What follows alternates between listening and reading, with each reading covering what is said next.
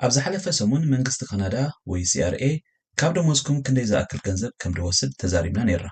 ነታ ቪድዮ ናብ ካልኦት ሼር እንተጌርኩማ ብዛዕባ ዘን ሰለስተ ብዙሕ ሰብ ዘይዛረበለን ግን ከዓ ኣዝየን ኣገደስቲ ኣካውንት ከቕርበልኩም ምዃነይ ቃል ኣትየ ነይረ። እነሆ ከዓ ከም ቃለይ መሰረት ሒዘልኩም መፅየ ኣለኹ። መንግስቲ ካናዳ ሰለስተ ፍሉያት ናይ ሴቪንግ ኣካውንትስ ክንጥቀመለን ዕድል ከም ዝኸፈተልና ንፈልጥ ዶ? ነዚአን ብግቡእ እንተተጠቂምኩምለን ብዘይ ግብሪ ሃብትኩም ከተዕብዩ ትኽእሉ ኢኹም።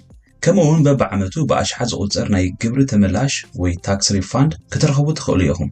እንተ ብጌጋ ተጠቂምኩምለን ግን ናይ ገንዘብ መቕፃዕቲ ከም ዘለዎ ምርዳእ የድሊ ወይ እውን ረብሓታትኩም ብቐሊሉ ክትከስሩ ትኽእሉ ኢኹም። ሰላምታ ይረሳዕኹም ዝኸበርኩም ተኸታተልቲ ነዛ ቻነል ከመይ ከኒኹም? ሎሚ ብዛዕባ TFSA፣ RRSP ከምኡውን FHSA ብዝርዝር ክንሪኦ ኢና።